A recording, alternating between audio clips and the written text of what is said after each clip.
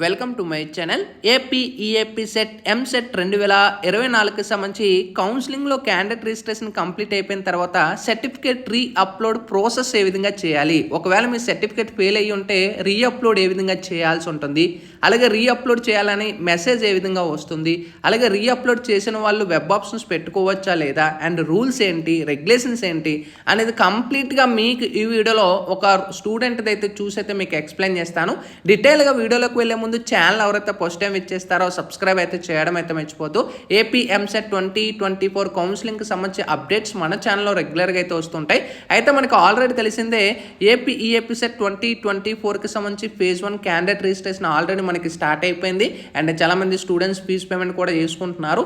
And ఎవరైతే fee payment చేసుకుంటున్నారో మీ యొక్క ఇన్కమ్ కానీ క్యాస్ట్ కానీ ఏవైతే అప్లోడ్ చేసుకుంటారో హెల్ప్ లైన్ సెంటర్ చూస్ చేసుకొని అప్లోడ్ చేసుకుంటారో మీ డేటా అంతా కూడా ఆన్లైన్లో వాళ్ళకి ట్రాన్స్ఫర్ అవుతుంది.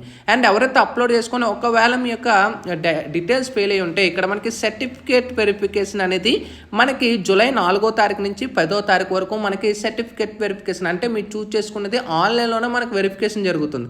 ఇక్కడ గమనించినట్టయితే సర్టిఫికేట్ రీ అప్లోడ్ ఆప్షన్ కూడా మనకు ప్రొవైడ్ చేసేసారు. ఈ రీ అప్లోడ్ మీద మీ యొక్క డీటెయిల్స్ ఇచ్చేసుకొని hall ticket date of birth నుంచి కూడా రీ అప్లోడ్ క్యాండిడేట్ రిజిస్ట్రేషన్ చేసే టైంలో ఇన్కమ్ కానీ క్యాస్ట్ కానీ ఇంటర్కి సంబంధించి మార్క్స్ కానీ అండ్ దానికి సంబంధించి మెమోలు కానీ అప్లోడ్ చేసే టైంలో పర్ఫెక్ట్గా విజిబుల్ అవ్వకపోయినా లేదా ఇన్కమ్ అనేది మీరు అనుకున్న అంటే మనకు వాళ్ళు ఇచ్చిన డేట్లో మీరు అప్లోడ్ చేయకపోయినా కూడా మనకి సర్టిఫికేట్ రిజెక్ట్ అయితే చేస్తారు. అయితే సర్టిఫికేట్ మీకు వెరిఫై అయిపోయి అనుకోండి, అంటే మనకి క్యాస్ట్ కానీ ఇన్కమ్ కానీ ముందు నెంబర్ అడుగుతారు. నెంబర్ ఇచ్చిన తర్వాత డేటాబేస్లో ఉందనుకోండి ఆటోమేటిక్గా అదే తీసేసుకుంటుంది. ఒకవేళ డేటాబేస్లో కానీ లేదనుకోండి చూస్ ఫైల్ మీద క్లిక్ చేసుకొని అప్లోడ్ చేయమని అయితే అడుగుతుంది. అప్పుడు మాత్రమే అప్లోడ్ చేస్తారు. లేదా నెంబర్ ఇచ్చారనుకోండి, నెంబర్ యాక్సెప్ట్ చేసేసింది అనుకోండి అవసరం అయితే లేదు. మీరు క్యాండిడేట్ రిజిస్ట్రేషన్ చేసేటప్పుడు మీరు సర్టిఫికేట్స్ ఏవైతే అప్లోడ్ చేస్తారో పలానా హెల్ప్ లైన్ సెంటర్ సెలెక్ట్ చేసుకోమని అయితే అడుగుతుంది. ఆ హెల్ప్ లైన్ సెంటర్ ఏదైతే సెలెక్ట్ చేస్తారో ఆ సెంటర్లో మీ డేటా అంతా కూడా మనకి ఆఫ్లైన్లో ఆ యొక్క పలానా సెంటర్కి అయితే వెళ్తుంది. ఫర్ ఎగ్జాంపుల్ మీరు ఇక్కడ చూసుకోవచ్చు 1 అనే దాంట్లో మీ సర్టిఫికేట్స్ అయితే ఆన్లైన్లో అప్లోడ్ చేశారు, అది మొబైల్లో కానీ పీసీలో కానీ. అయితే మీ సర్టిఫికేట్స్ అన్నీ కూడా మనకి ఏదైతే అప్లోడ్ చేశారో అది మనకి ఆఫ్లైన్లో మీరు సెలెక్ట్ చేసుకున్న హెల్ప్ లైన్ సెంటర్కి అయితే మనకి నెంబర్ 2లో అయితే మనకి వెళ్తుంది. మీ సర్టిఫికేట్స్ అన్నీ కూడా వీళ్ళు ఆఫ్లైన్లో చెక్ చేస్తారు. అది ఇన్కమ్ అయినా క్యాస్ట్ అయినా లేదా మీ ఇంటర్కి సంబంధించి మార్క్స్ అయినా కానీ అన్నీ కూడా వాళ్ళే డేటా అంతా చెక్ చేస్తారు. ఒకవేళ సర్టిఫికేట్స్ మీకు కరెక్ట్గా వాళ్ళు చెక్ చేసే టైంలో ఇన్ టైంలో కానీ అంటే మనకి ఇన్కమ్ చూసుకోవచ్చు 2020లో ఉండాలి, అంటే 2019 అయినా రిజెక్ట్ చేస్తారు, 2018 అయినా రిజెక్ట్ చేస్తారు. అలాంటి ఒకవేళ ఇన్కమ్ ఫాదర్ నేమ్ మిస్ అయినా లేదా మదర్ నేమ్ మిస్ అయినా ఇలాంటి ఏమైనా కూడా మనకి రిజెక్ట్ చేస్తారు. అయితే మనకి రిజెక్ట్ చేసిన తర్వాత మాకు సీట్ రాదు, మాకు వెబ్ ఆప్షన్స్కి వెళ్ళడం అవ్వదు అని చాలామంది చెప్తారు. అలాంటిది ఏమీ లేదండి. ప్రతి దానికి కూడా మనకి అఫీషియల్ వెబ్సైట్లోనే మీరు రీ అప్లోడ్ చేసుకోవచ్చు. ఎలాంటి వాళ్ళైనా కూడా ఎలాంటి ఇష్యూస్ ఉన్నా కూడా మనకి వెబ్సైట్లోనే మీరు రీ అప్లోడ్ చేసేసుకోవచ్చు. ఒకవేళ సర్టిఫికేట్ ఫెయిల్ అయింది అనుకోండి మీరు రీ అప్లోడ్ చేసుకుంటారు. ఒకవేళ సర్టిఫికేట్ కంప్లీట్ అయిపోయింది అనుకోండి మీకు ఈ విధంగా dear candidate your documents have been verified by the verification officer. అయితే మనకి తర్వాత ఈ విధంగా ఎవరికైతే వచ్చిందో ఇంకా నెక్స్ట్ స్టెప్ ఏంటి, డైరెక్ట్గా ఇంకా వెబ్ ఆప్షన్ సెలెక్ట్ చేసుకోవడమే. ఒకవేళ మీకు ఈ రకంగా మెసేజ్ వచ్చింది అనుకోండి dear candidate your documents for admission into ఈ రకంగా ఇక్కడ మనకి ఇది ఈసెట్ కాకుండా ఎంసెట్ కానీ ఈ విధంగా రీ అప్లోడ్ అంటే ఇక్కడ మనకి రీ అప్లోడ్ ఆఫ్ సర్టెన్ డాక్యుమెంట్స్ అంటే మీ సర్టిఫికేట్లు పర్ఫెక్ట్గా లేవు అందువల్లే మేము రిజెక్ట్ చేసాము, ఆ సర్టిఫికేట్ ఏంటనేది అఫీషియల్ వెబ్సైట్లో చెక్ చేసుకోండి అని అయితే ఈ రకంగా మెసేజ్ వస్తుంది. అలాంటి వాళ్ళు ఏం చేస్తారంటే అఫీషియల్ వెబ్సైట్లోకి వెళ్ళిపోతారు. అక్కడే మనకి కింద సర్టిఫికేట్ రీ అప్లోడ్ మనకి ఇక్కడే సర్టిఫికేట్ రీ అప్లోడ్ అయితే ఉంటుంది.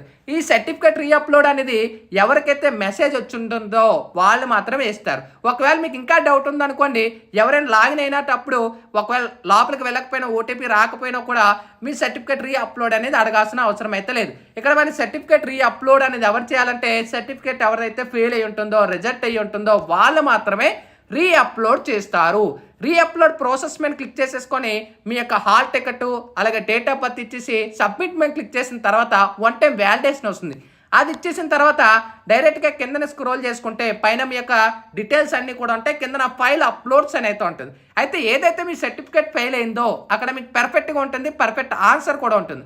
ఇక్కడ మనకి సర్టిఫికేట్ ఇక్కడ మనకి చూసుకోవచ్చు ఏదైతే ఫెయిల్ అయింది ఇక్కడ ఇన్కమ్ మైనారిటీ సర్టిఫికేట్ ఇక్కడ మనకి ఇన్కమ్ ప్లేస్లో క్యాండిడేట్ ఏం పెట్టారు అనేది కూడా ఇక్కడ మనం చూసుకోవచ్చు. లేటెస్ట్ ఇన్కమ్ సర్టిఫికేట్ అయితే మనకి ఎందుకు ఇన్కమ్ రిజెక్ట్ చేశారు, ఇన్కమ్ లేటెస్ట్ సర్టిఫికేట్ అప్లోడ్ చేయలేదు అందుకే మేము రిజెక్ట్ చేసాము, రీజన్ కూడా ఉంటుంది. మైనారిటీ సర్టిఫికేట్ చూసుకోవచ్చు. Relevant document is not enclose అంటే మైనారిటీకి సంబంధించి ఆ యొక్క డాక్యుమెంట్ మీరు అప్లోడ్ చేయలేదు లేదా పెర్ఫెక్ట్గా అప్లోడ్ చేయలేదు అని అయితే ఉంటుంది. అండ్ రిమార్క్స్లో చూసుకుంటే అంటే మీరు ఏం చేశారు, income certificate as expire so please submit valid income certificate ఈ విధంగా అయితే మనకి అన్నిటికీ ఇలాగ ఉంటుంది. అంటే రీజన్స్ అన్నీ కూడా డిఫరెంట్గా ఉంటుంది. అంటే ప్రతిదీ కూడా వాళ్ళు యాక్సెప్ట్ రిజెక్ట్ క్లిక్ చేసిన తర్వాతే ఆ రిజెక్ట్ మేము క్లిక్ చేసినప్పుడే పలానా రీజన్ అయితే అడుగుతుంది వాళ్ళు. అక్కడ మనకి ఎందువల్ల ఫెయిల్ అయినది కూడా ఉంటుంది. అండ్ వ్యూ ఫైల్ మీద ఇక్కడ చూసుకోవచ్చు. మీరు ఏ సర్టిఫికేట్ అప్లోడ్ చేశారో తెలుసుకోవాలనుకుంటే వ్యూ ఫైల్ మీద క్లిక్ చేస్తే ఆ సర్టిఫికేట్ మీకు ఇంటర్ఫేస్ అయితే అవుతుంది.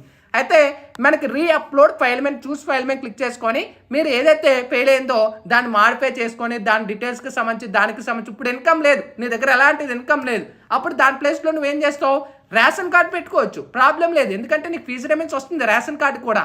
అయితే చూస్ ఫైల్ మీద క్లిక్ చేసుకొని రేషన్ కార్డు అప్లై చేస్తావు, యాక్సెప్ట్ చేస్తారు. రేషన్ ఫ్రంట్ బ్యాక్ అయితే మనకు కంపేర్గా చేస్తేనే వాళ్ళు యాక్సెప్ట్ చేస్తారు.